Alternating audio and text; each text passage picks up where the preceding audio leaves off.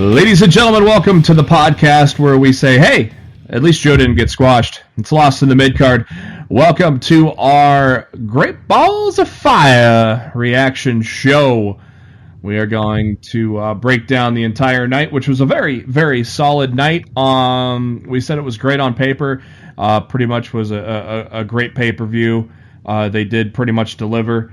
One moment in particular we'll probably be talking for quite some time that was pretty epic, and that's probably the Kurt Hawkins and Heath Slater match. Maybe not. Will you stop? But thank you to SpiderDuck.net for being our host, enabling us to be on iTunes and any of your favorite podcasting apps. Make sure you do a search for Lost in the Midcard and hit that subscribe button so you know every time a new episode comes your way, typically every Thursday and most Mondays after a WWE pay-per-view. We're also subscribable on that YouTube, and the links to all that on our Facebook page. Go to the notes section of facebook.com/LostInTheMidcard. We are also on the Twitter at LITMC Podcast. I am your host, Jeremy Bennett. You can find me on the Twitter at JB Huskers, and as always, my co-host, he is on that Twitter at Raw F Showtime. It is Mr. Matt Black. Matt, how you doing? Doing all right. I'd have been better if Vince would have heeded my cry on the Twitter machine, but clearly he was not listening. What cry was that? I told Vince that if he would just let Joe win the title tonight, that I would never complain about his bad booking again. Never, ever. I never. I would have done that, and I would have adapted the policy. If you can't say anything nice, don't say anything at all, and I would have done it. But unfortunately, we didn't get that lucky, and that's when the show lost all of its listeners. A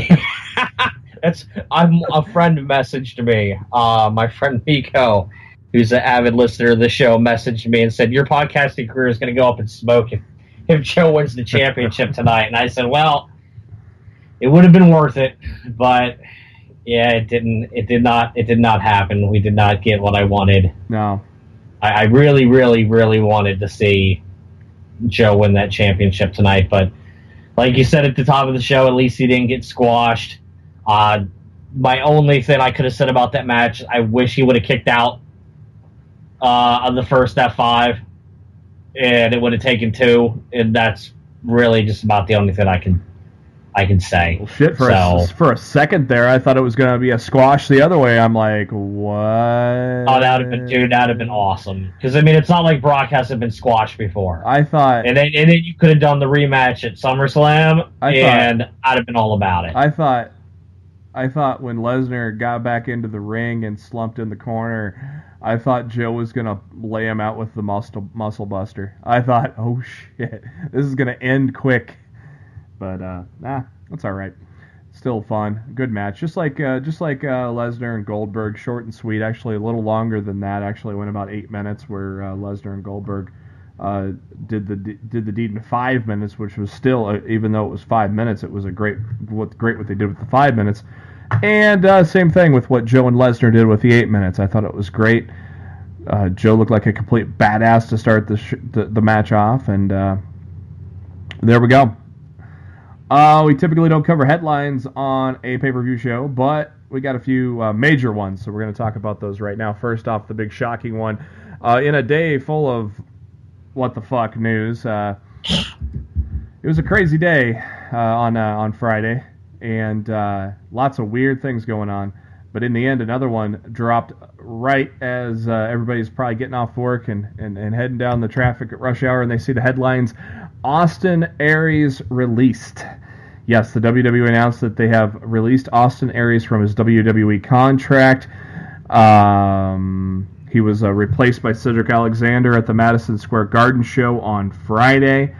And he was signed by the WWE in 2016, debuted in NXT and was attacked by Baron Corbin on his debut night, so that led to the first match at TakeOver Dallas.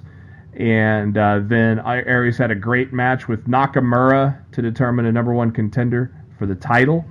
And then Aries turned heel on No Way Jose before suffering an eye injury.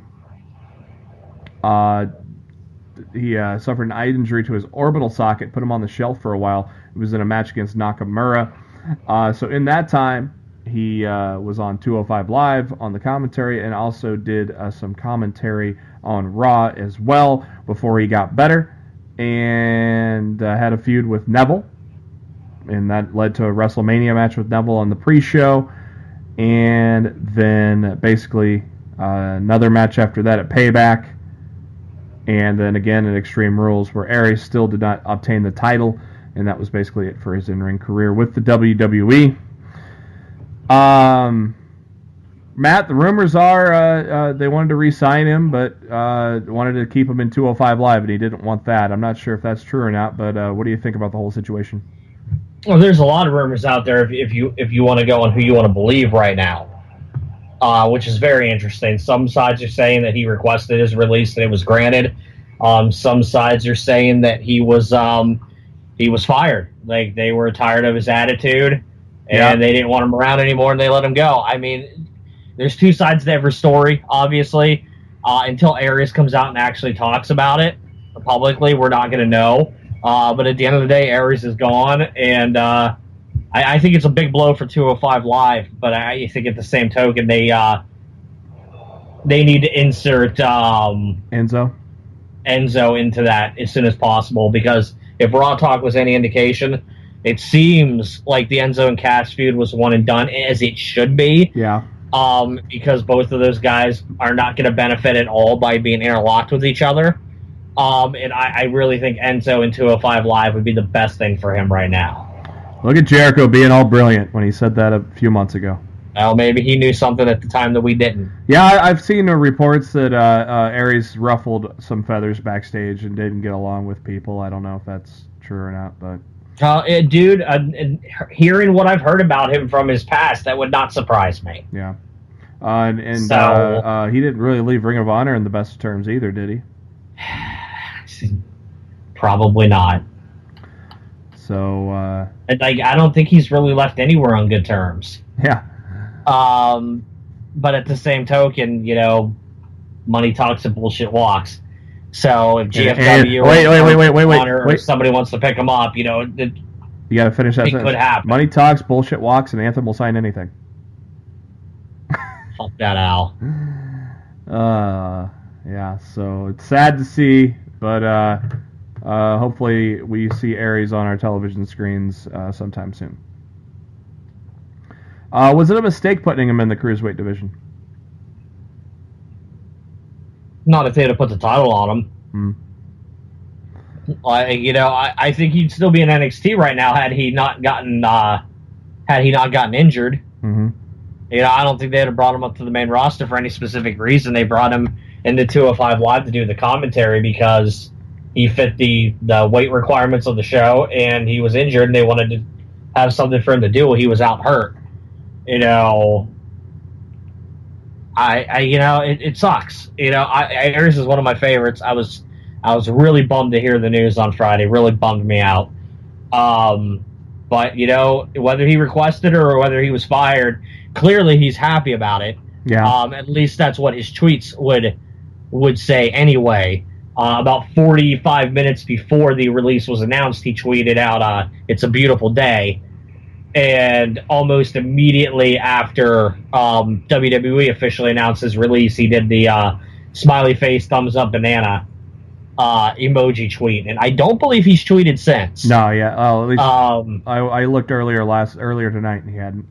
Yeah, so yeah, he's gonna leave people guessing. He's probably not ready to talk about it. And honestly, he's on a 90-day blah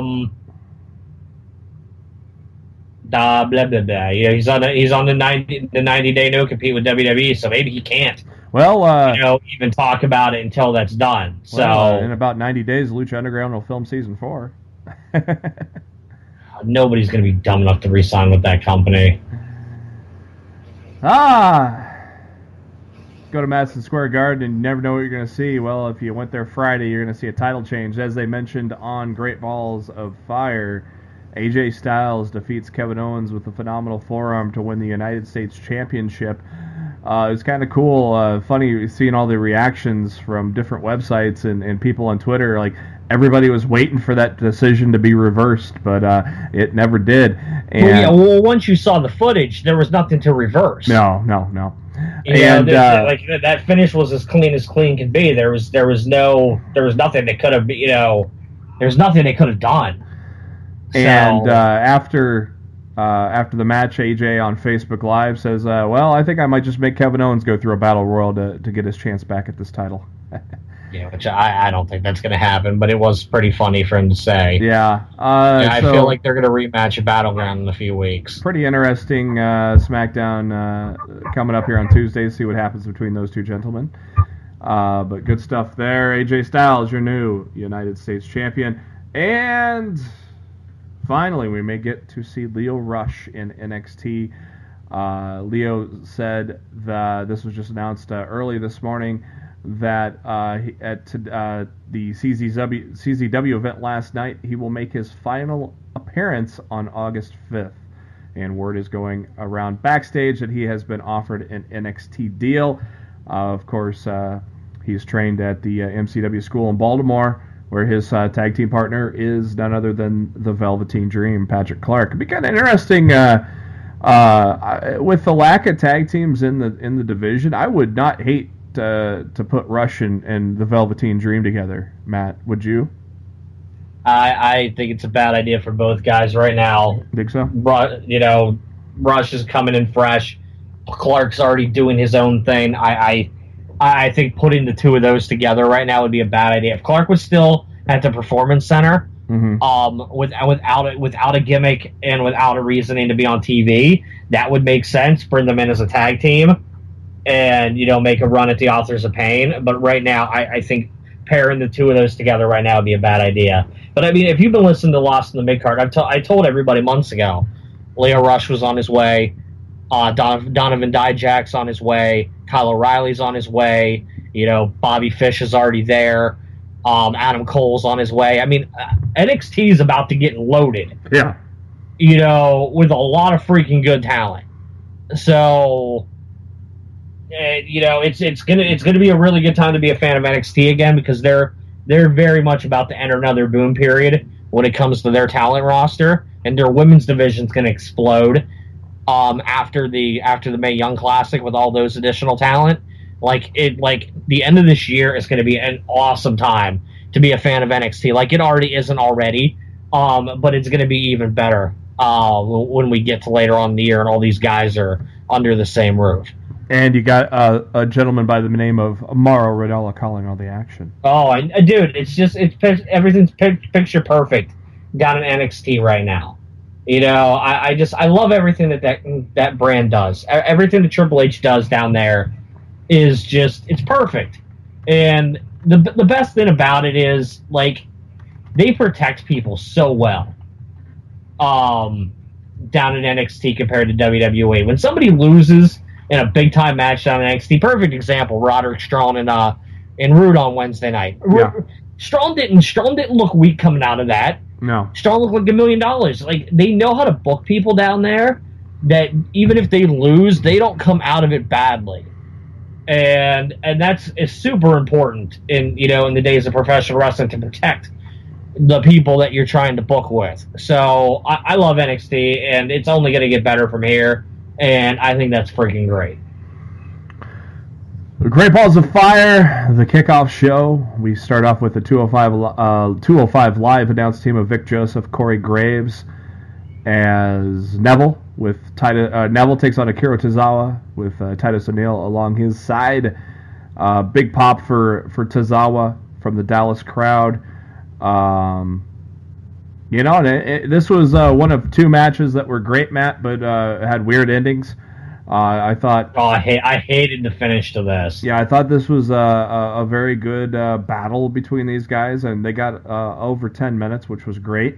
But Tozawa's crouched on the top rope. Neville kicks it, so there's some great balls of fire for Tozawa. And then Neville hits a spin kick into the stomach and pins him. It was a weird, awkward, abrupt ending to a good match. That was weird. I felt the ending felt really, really flat.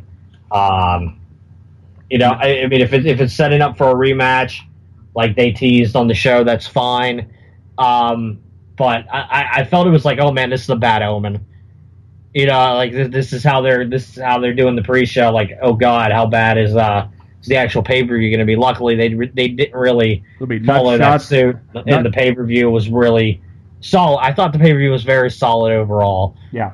So I'm glad that the precursor, the pre-show match, did not bleed into the pay-per-view itself, which was really all I could ask for at that point. Every match has a nut shot, except for the women.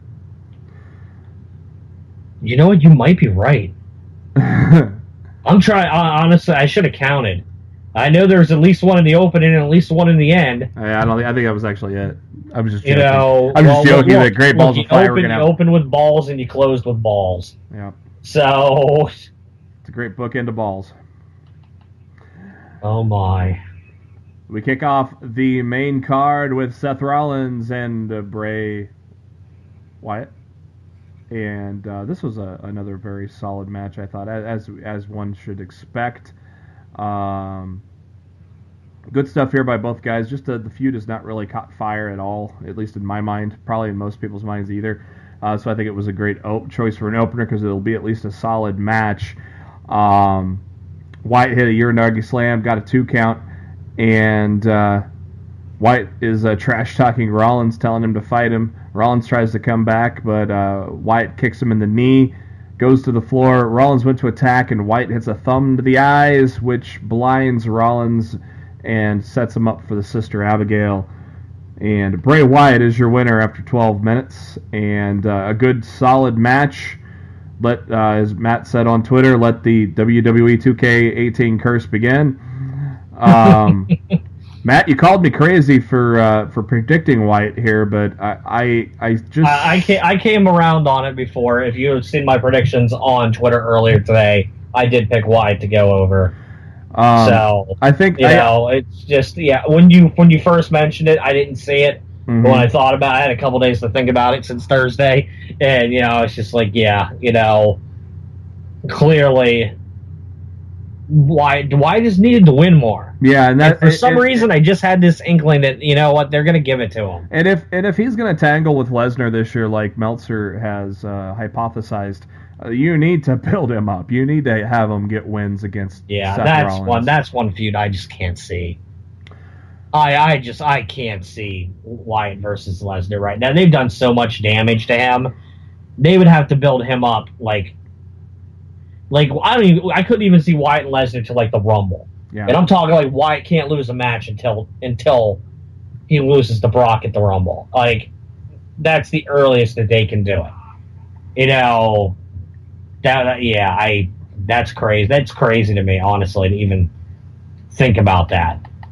Hardy Boys with a pretty good promo backstage, talking about how they're going to break the bar. And it was kind of funny. Somebody showed a zoomed-in look of when they were mocking Sheamus and Cesaro, and Matt's arm is literally on Charlie's nose. It was so close to her face. It was pretty funny. They show up the emotional video package of Big Cass and Enzo Amore. Enzo comes out. Enzo's promo was about as long as the match, but it was still a great promo. Talks about talks about Frank Sinatra, That's Life, how he quoted some lines from the song, and told the crowd he's still a dreamer, and he no longer sleeps because his real life is better than his dreams. He is a star. Cass will always be in his shadow because he's going to be larger than life. And then he spelled out soft for you. Cass with some interesting theme music. I don't hate it. I don't love it, but they had to get a little dubstep in there too. Interesting music. I don't know. It's weird. Maybe it'll grow on me, but I think it's a fitting tune for a 7-foot-tall giant. But I don't know. What do you think of the music of Big Cass? I thought it was fucking awful. I think it's probably some of the worst entrance music WWE's put together in a long time. Well, if he comes out with some new music tomorrow, well, yeah, that was weird. It was weird. I didn't hate it. Didn't love it. Bad. It was bad, dude. Match lasted about 5 minutes. Squash match. Not really much offense for Enzo. Maybe the first move. That was about it. I thought maybe Enzo would get some near falls, maybe get the crowd invested, but no, Cass just completely killed him. Should it have had some near falls, Matt, or should it have been the way it went with Cass? If this is it and they're done and they're truly done, like they implied on Raw Talk, this is exactly how it should have went. I think they're done. I don't see this. I don't know. Where can you go from this even? I mean, Cass laid him out, unless Enzo goes up to him and gives him his props and they go their separate ways. I mean, they may have that on Raw, but I mean, in terms of a feud and matches, there's nowhere to go from this. So I fully think it's done. They show a commercial for WWE 24. It's going to air right after Raw tomorrow night. I'm definitely tuning in live. And they show Dixie Carter on there too. How about that? Dixie Carter on a WWE pay-per-view. Gonna be good. It's gonna have comments from Vince, AJ, Samoa Joe. So I'm very, very, very looking forward to it. I'm gonna watch it right after Raw. I believe you probably will do the same, right, Matt? Yeah. I mean, unless Raw does something to make me really turn it off. Show. I see no way that I won't see that tomorrow right after Raw. So we'll discuss that 24 here on Thursday's edition of Lost in the Midcard. Next up is the 30-man. I did it again this week. 30-minute Iron Man match. Sheamus and Cesaro, Hardy Boys, and we get ourselves a nice little clock in the corner to let us know how to keep score and how to tell time. And as quick as Sheamus knocked out Daniel Bryan, he did the same to Matt Hardy with a bro kick as, he thought Cesaro was going to be the first one illegally in the match. No. Sheamus hits a bro kick 16 seconds into the match. The champs are up 1-0. Took a little longer to get to the second fall, about 10 minutes actually. But a double white noise with Cesaro jumping off of the top rope. And then that allowed Sheamus to pin Jeff, make it 2-0. Not too much after that second fall, though, Cesaro found himself in a side effect twist of fate combination, which Jeff Hardy gets the pinfall on Cesaro to get a 2-1 deficit now for the Hardys. Cesaro goes on the uppercut train with Jeff, tags in Sheamus, and we're about at the halfway mark here. And everybody's out on the floor. Jeff runs to the ropes and jumped off Matt's back, did a somersault onto both of the champions on the floor. Matt rolls Sheamus into the ring, but as Matt was getting back into the ring, Cesaro grabbed him from behind and sent him into the ring post. And then the ref counted to 10, so that was a count-out loss for Matt. So now the Hardys are down 3-1. Pretty good. I think that was a pretty good, kind of a surprise, fall right there. I liked how they did that. And get back into the ring. Jeff with a boot to the face of Cesaro. Cesaro slaps on the sharpshooter on Matt. Jeff makes the save with the double axe handle. And Sheamus pulls Jeff onto the apron. Cesaro hit Matt with an uppercut in the corner. Matt finally gets the tag to Jeff, who rolls up Cesaro with a backslide. Leg drop kind of move there. And got the pinfall 3-2. And then the sixth fall of the match was very cool. Matt hitting Sheamus with a top rope twist of fate for the pinfall. Match is tied at 3. Jeff is the legal man against Sheamus. Cesaro brought Sheamus to the floor. Jeff hits a dive off the top onto both guys. Jeff and Matt both went up to the top rope, hit their splashes at the same time, but Cesaro makes the save on Sheamus. 1:14 left in the match. Matt got busted the fuck open. Matt and Sheamus hit a double clothesline. Jeff hits a swanton on Sheamus, but there was a tag, and Cesaro rolls up Jeff for a 4-3 lead with 20 seconds, and then Cesaro started to run and play hide and seek to help the clock run out. Jeff hit the twist of fate, but the clock runs out before the ref could even start counting. So Cesaro and Sheamus are still your Raw Tag Team Champions. Matt, I thought the match was very well paced. The final minutes of the match were very exciting. I thought it was a great Iron Man match. What were your thoughts? I feel like these two teams get better against each other every time they step into the ring. So, would you like to see a SummerSlam match? If you followed me on the Twitter machine, you would know that I'm calling Hardy's, Cesaro, and Sheamus in a TLC match at the Slam of Summer. So I'm thinking. I'm thinking they're going TLC. I think the Hardys will be broken. I think the Hardys will win the tag titles, and it will be delightful. I just wonder how they get back in the title picture since they lost clean here. They barely lost. True. And it's like 2 months from SummerSlam. You try to tell me they can't win a freaking number one contenders match? Yeah, look, we discussed this ourselves on the last show. There's no other face tag teams except for Slater and Rhino for Cesaro and Sheamus to mess with. They're gonna get back into the title picture unless you turn the Revival face, which you could do. I can't see. I see the Revival and the Hardys feuding after this feud is done. Yeah.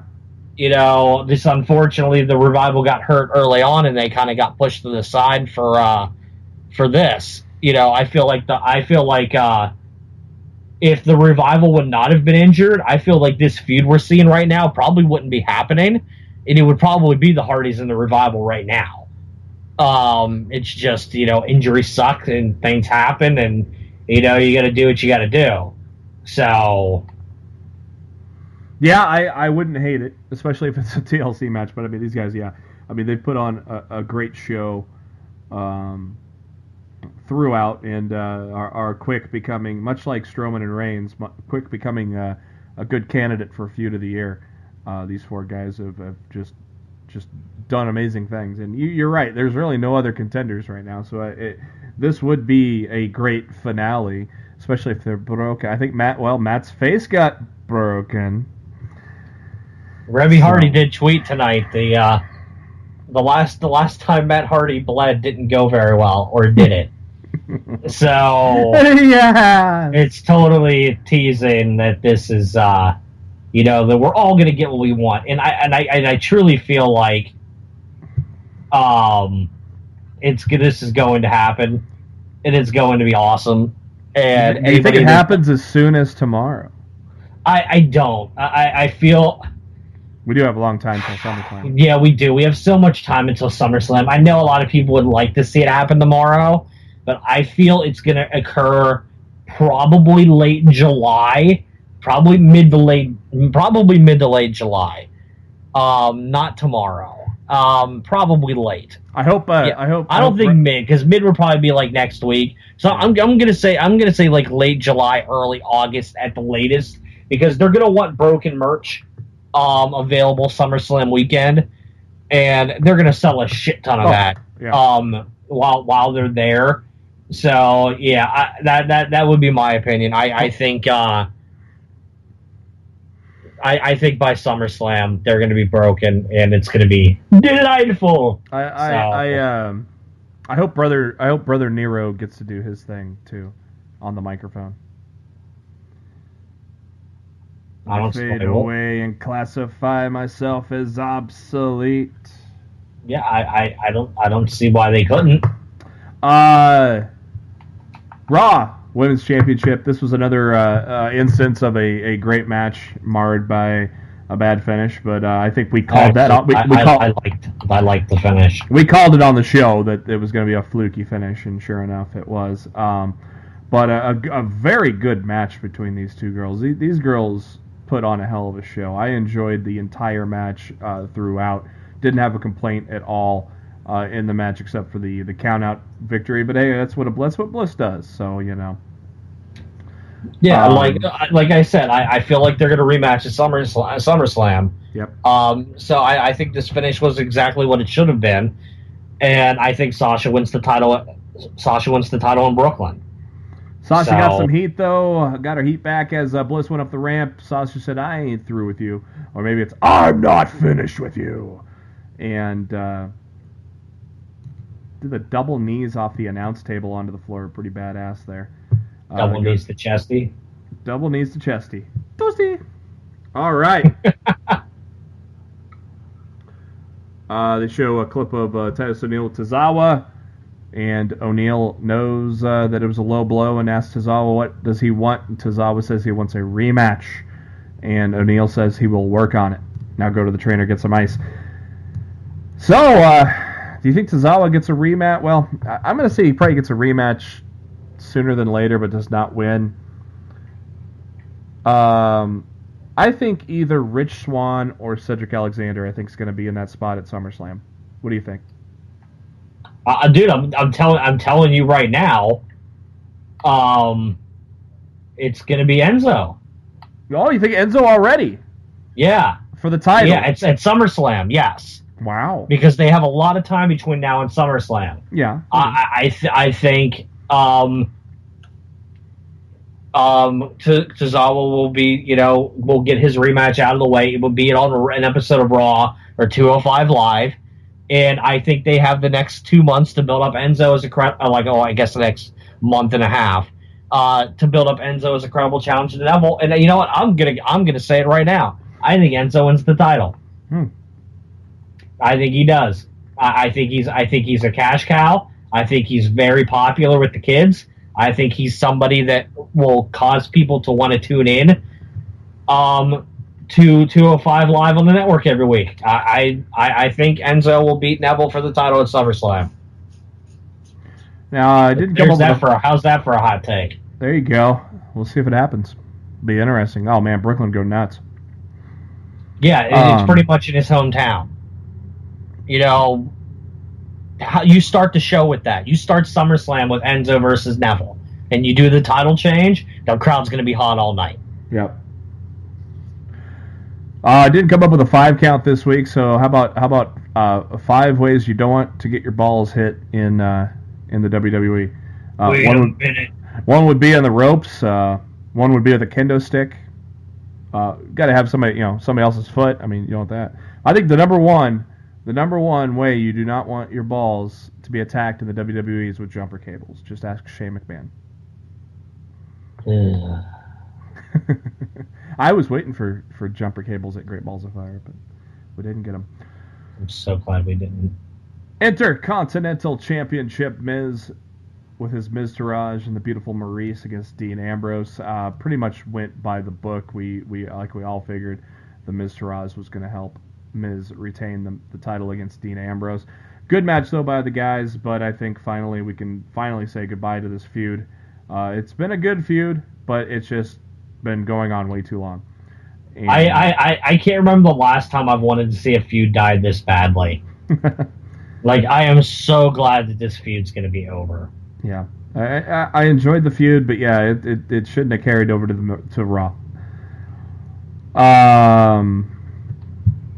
Next up is the ambulance match between Braun Strowman, Roman Reigns. Good stuff here by these guys.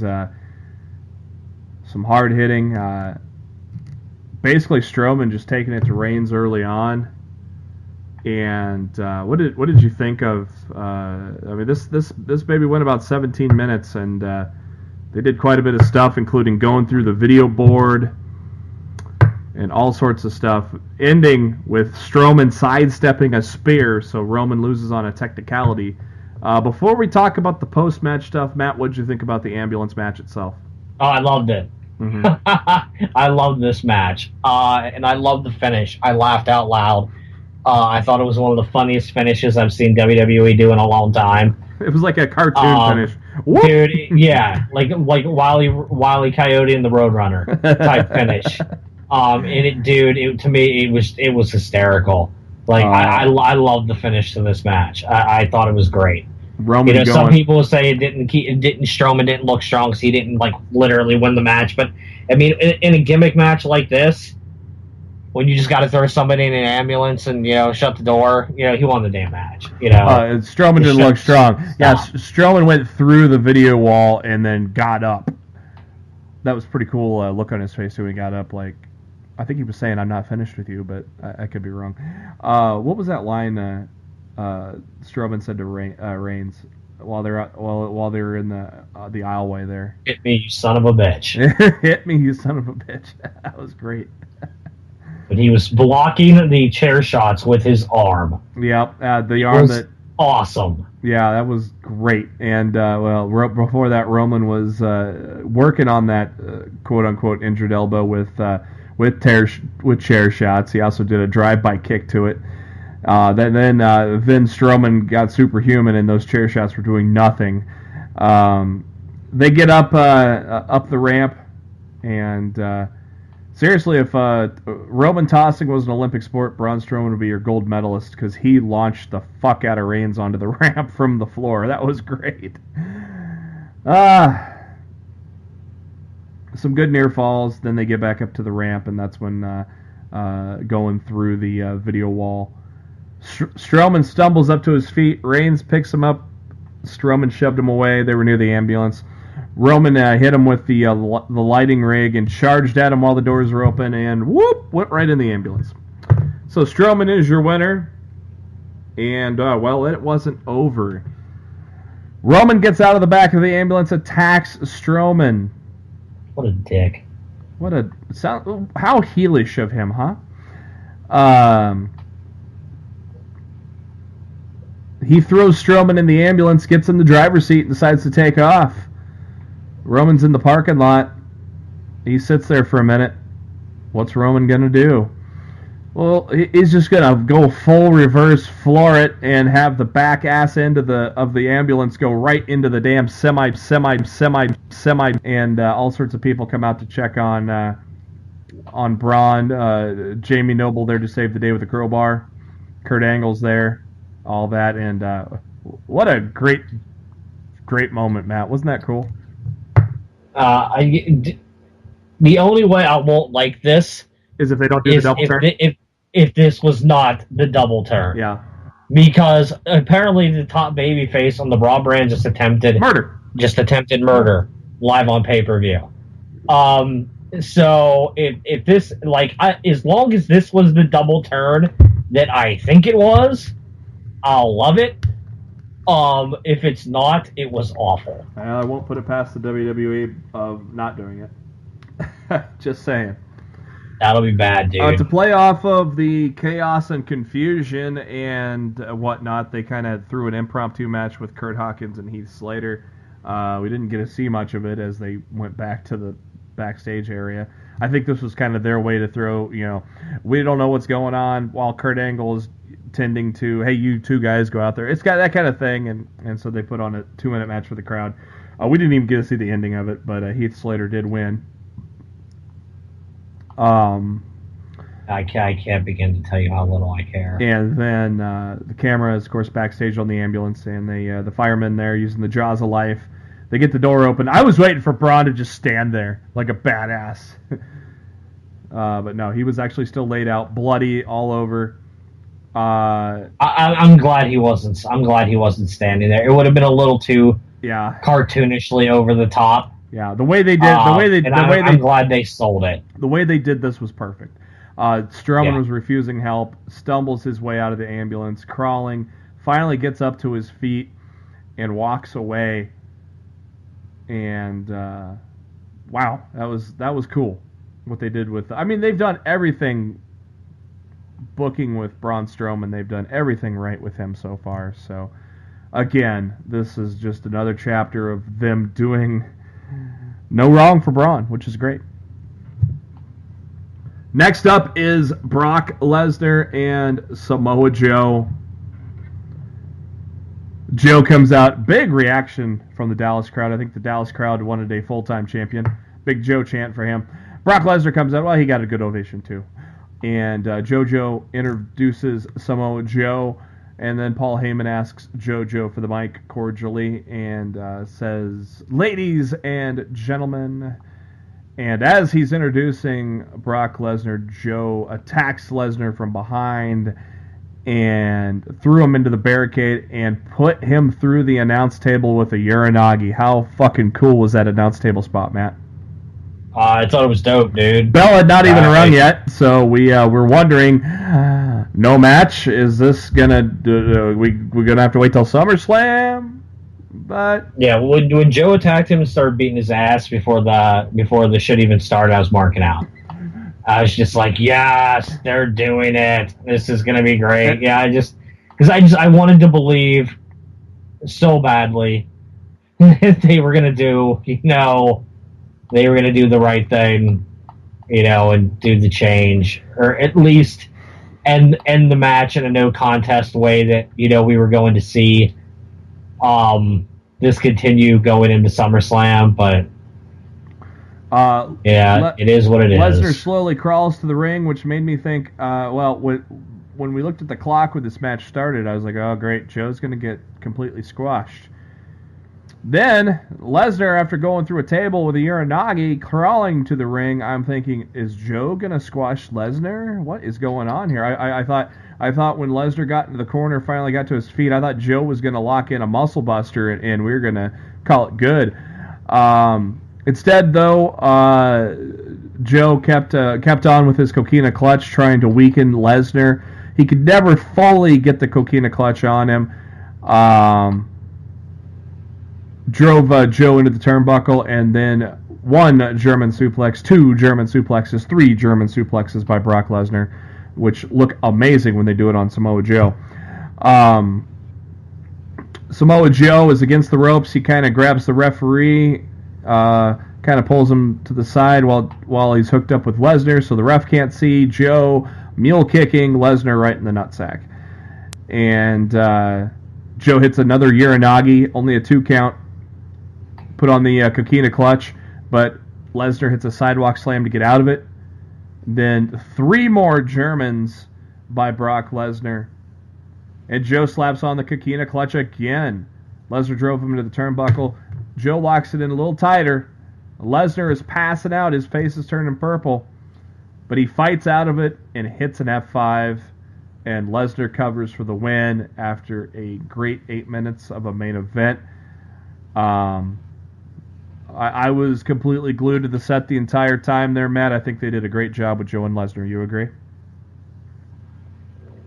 Yeah, dude. It was freaking great. There's like I said, my only complaint earlier is I was hoping, I didn't expect Joe to win, so I tempered my expectations going in, But I mean, my one thing I was hoping Joe would kick out of the first F5.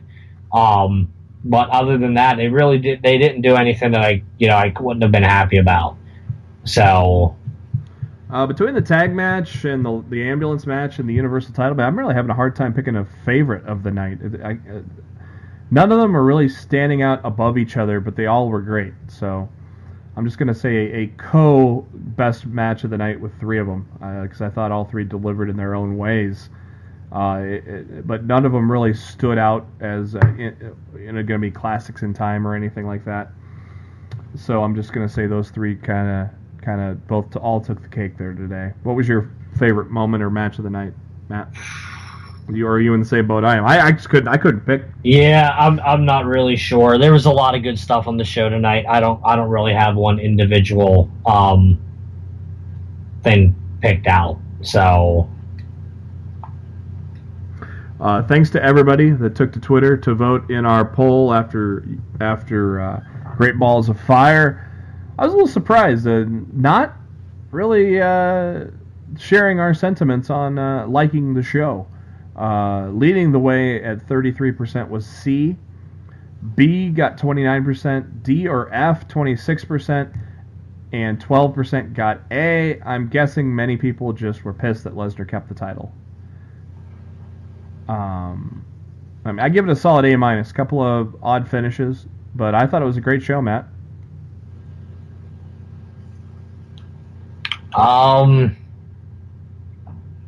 Yeah, I would go B plus. I wouldn't give it an A. Mm-hmm. Just just some of the things on the show. I don't think this was an overall A pay-per-view, but I would give it a solid B plus. Mm-hmm. I enjoyed it. I clearly wanted a different outcome in the main event, and if Joe would have won the title, This show would have been an A. But he didn't. So what can you do? And we look ahead for the Monday Night Raw crew. Where do we go from here? Cruiserweight Championship, we already talked about that. Possibly Enzo Amore, possibly Cedric Alexander. Tozawa probably going to get another shot on 205 Live somewhere down the road. What do you see next for Bray Wyatt? After he, I would imagine his feud with Rollins continues. I don't think it's over yet. You think so? Yeah. Yeah. Maybe they can get some meat on the bones for that feud because the build wasn't really that good at all. I don't think it's done. So we'll see where it goes. Is the obvious first feud for Big Cass the Big Show?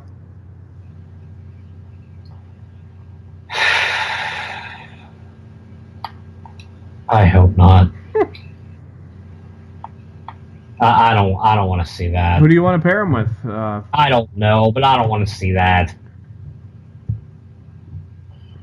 I don't like. You just put a sour taste in my mouth, JB. I don't know who else to really pair him with unless it's you feed Dean Ambrose to him. To get him a legitimate first win for a feud. My gut honestly says Big Show, but I don't know. It could be Apollo Crews for all we know. I don't know if they're going to go big, first win feud or just an obvious first win feud. So it's hard telling.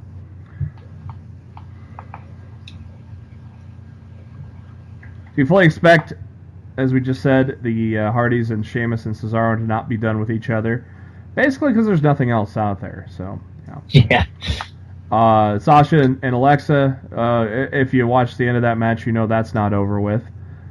What would you do with Dean Ambrose? That's a great question. Dean was much better off on SmackDown.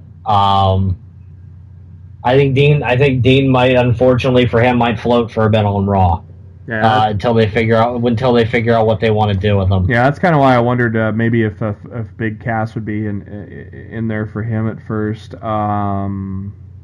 Something interesting they could do. Put him up against a heel Roman Reigns. Ooh, yeah. They haven't really done a Dean Roman feud yet. No. And if Strowman's going to get locked in with Brock at SummerSlam, and they're just looking for somebody from the main roster to go with Roman, Dean Ambrose wouldn't be a bad pick. No, that'd be great. I think that'd be a good step.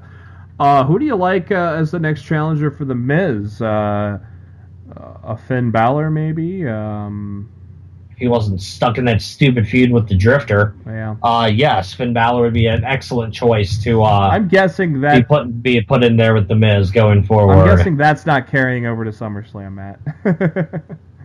I bet that ends probably tomorrow, if they have a match. Guess we'll find out. I mean, we haven't even had. Yeah, I would like Finn Balor in that situation. Other than that, if they would have built up Apollo Crews a little better with Titus O'Neil, it would be a good blow-off feud. But I mean, for a SummerSlam match feud, maybe the debut of the Demon on the main roster. They did the Demon at SummerSlam last year, dude. Oh, they did. Okay. Well, the return of the Demon. He hasn't been back since Finn Balor's gotten back, so he could scare the shit out of. Well, to be fair, he hasn't had a reason to be back yet. No, so he could scare the shit out of the Miztourage with his Demon entrance and feud with the Miz. I'd like that. Roman Reigns, we just talked about with Dean Ambrose. Braun Strowman probably getting Brock Lesnar at SummerSlam. What do you do with Samoa Joe? Do you keep him heel at this point? That's a great question. What happens to Joe now? And I think that'll be very important going forward. The direction overall of Samoa Joe starting tomorrow night, I think will be extremely important to his long-term push within the company. So I think Raw will be very interesting when it comes to what the future is for Samoa Joe and like the main event part of the company right now. Yeah, I wonder if inserts himself into I don't know. I don't know if he could insert himself into make it a triple threat with Strowman and Lesnar, or because I would love that. I don't really see anywhere else. Three monsters just throwing down. Oh, that'd be amazing. You could have him feud with Dean Ambrose. Other than that, it's hard to really even pick anybody on the Raw roster that you would put to feud with Joe right now. So I wouldn't mind putting him in that triple threat. That'd be a good place for him. Because I mean, honestly, I'm looking at the Raw roster right now, and I just don't see any other step for Joe. I mean, because Rollins has already been done. You could do Balor, but we've seen it in NXT. You could do that. I'd much rather see that I'd much rather see that feud happen over a championship than happen just because. Yeah. So, like, I'd rather them hold that off. I think Joe muscles his way back into the title picture at SummerSlam. I just have a feeling. Like I don't know if that's what's going to happen, but if I could, wish it into existence, I would. I think that would be great, but who knows? Who knows what we're gonna see? I honestly, I'm looking at the roster and I don't see anywhere to put him that would make sense, unless it's Bray Wyatt. But if Wyatt and Rollins are continuing, I don't know. It's weird, but that's why we watch it play out. And typically, the Raw after a pay-per-view is typically a very entertaining one. So. It's going to set the stage. It's the next up for the Raw roster is SummerSlam, so we're going to be on that official road on Monday. We'll see where it goes, and we'll talk about it this Thursday. So thank you to everyone for listening to Lost to the Midcard, and thank you to SpiderDuck.net for being our host, enabling us to be on iTunes and any of your favorite podcasting apps. What you got to do is search for Lost in the Midcard and hit subscribe. Tell your friends to do the same, and that way every time a new episode comes at your way most Thursdays and most Mondays after a WWE pay-per-view. We're also on YouTube, and the links to all that are on our Facebook page, facebook.com/LostInTheMidcard. Go to the notes section. You'll see the links to our subscriptions there. We also retweet a lot of the interesting things that are tweeted in the wrestling world, and you can find that at our Twitter at LITMC Podcast. Matt's on the Twitter at Raw Showtime. I am on the Twitter at JB Huskers. And before we ride off into the sunset, look forward to Monday Night Raw. Matt, what are your final thoughts after Great Balls of Fire? I really like the last two pay-per-views. We've had very lackluster shows, followed by really good episodes of Raw. I really hope since we had a good pay-per-view tonight, we don't get a lackluster Raw.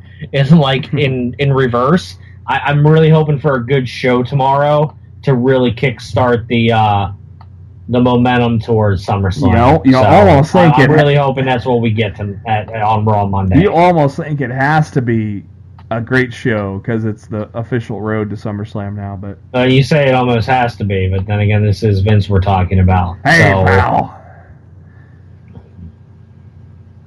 He's such a dumbass. For Matt Black, this is Jeremy Bennett. Thank you for tuning in to Lost to the Midcard. We will be back at you on Thursday.